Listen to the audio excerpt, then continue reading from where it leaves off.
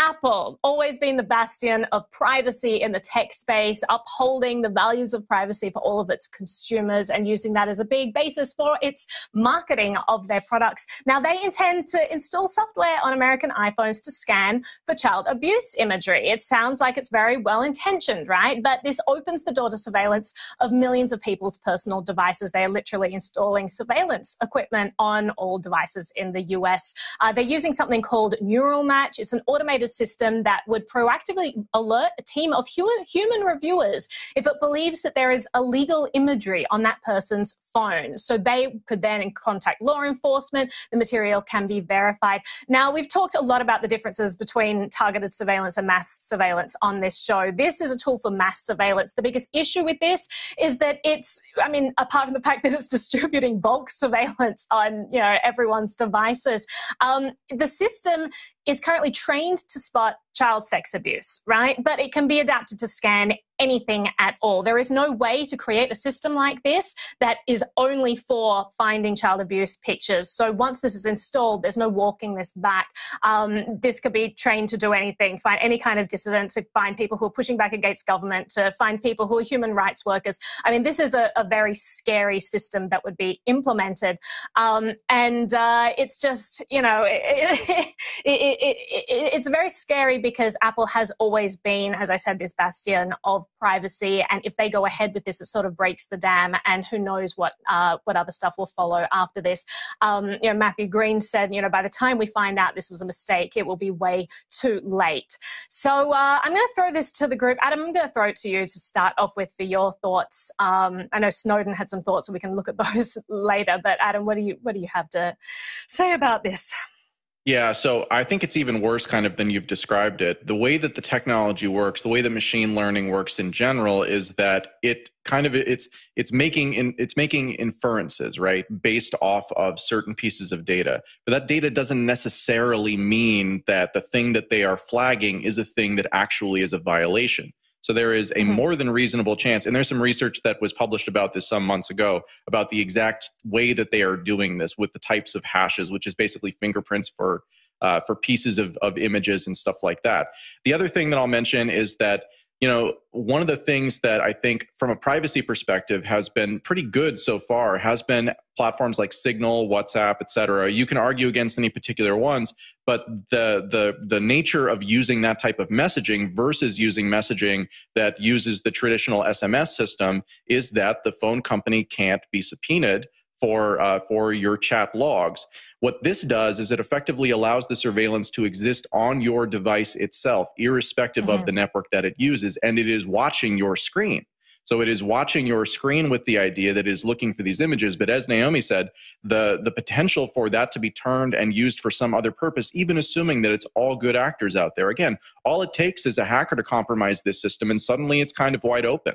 So it's a very bad sign. I've never particularly liked Apple, but this is not a good thing, and it makes me very uncomfortable as someone who recently started using an iPhone too. I'm strongly considering moving entirely away from the platform again for another 10 years. Exactly. Yeah. Will, I saw you put your hands up. What are you thinking? Yeah, so just like the framing of this whole conversation, it's kind of like that rhetoric trick, like when did you when did you stop beating your wife, is always the line, right? It's like, well, I never did. I never did in the first place. But that question frames it like you did at some point do something illegal or something harmful to someone else. Well, look at this tagline right here. Apple plans to scan US iPhones for child abuse images. No one's arguing in favor of child abuse at all. Everyone is against that, but you're implicitly saying that people are doing this and that there needs to be someone in charge of individuals and take control of them, like some sort of nanny state. Obviously, no one is in favor of this, but the downside of interacting with this kind of system and adding machine learning and adding a human component to people's private information is vastly greater. There's just like a huge opportunity for harm going forward from something like this once you implement it. There's a very big slippery slope. I was reading the, I think, economic or the gosh, I'm forgetting what the blog's name is, but they're talking about how this system could be used for really just bad actors, and how you can kind of change the mechanisms quite easily, kind of what you were talking about, Adam. Right now it's child abuse, but when does it move along, and when do people know that it's moved along to different things, and how is that discretion being used? Like, what are the parameters being used, and when are those parameters changed, and who has the decisions over those parameters? So from top to bottom, pretty frustrating. It also comes after Apple has had this whole privacy campaign for the last 2 years, talking about how they're so privacy focused, and then they do an about face like this and start weeding through people's iCloud photos. So pretty frustrating to see this on top of the other news that we've already been seeing today. Yeah, and I'll just sorry, go ahead, Jen. I'll go very quickly. I just want to draw a comparison. If a private company knocked on your front door and said, we want to search your home for criminal evidence, we have no reason to want to search your home, but we want to come in, you wouldn't let them in. And this is very similar for people who are having a hard time understanding what this actually means. Those photos are your photos that there is absolutely no reason why a private company should be going through them. Something that I thought was really interesting, they said in one of the stories, if you feel like you've been targeted and there's nothing on your phone, there's an appeal process. What we've seen with privacy policies, that the appeal processes are often very complicated and very hard to find the steps to go through that appeal process. And what happens to your private information when that appeal process is happening? There are so many unanswered questions here, and it's really terrifying.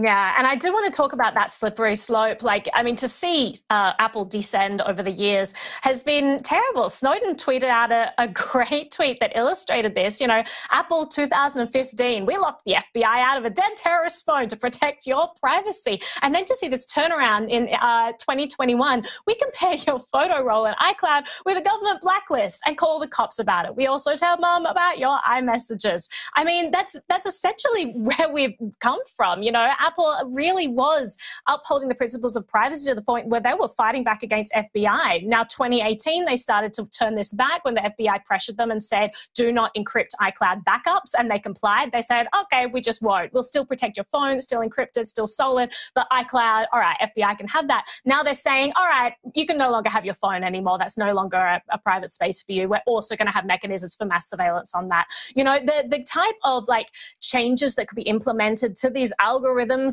someone on Hacker News gave a great example. You know, you have the Chinese government saying, oh, here's a neural hash for some child abuse imagery. Please scan this user's iPhone and tell us if it's found. And then Apple's like, sure, we found it. And all they have this hash they're looking for. Then Chinese government's like, oh, this user has unpermitted Winnie the Pooh memes. Send them to an internment camp. I mean, there's so much damage that could be caused by these policies. And it's a disaster. There is an open letter to Apple out there if you guys wanted to sign it, just saying that this is a terrible idea, which it absolutely is. Apple was out there normalizing privacy, and now they're just walking that back, and it's leading us to dire straits.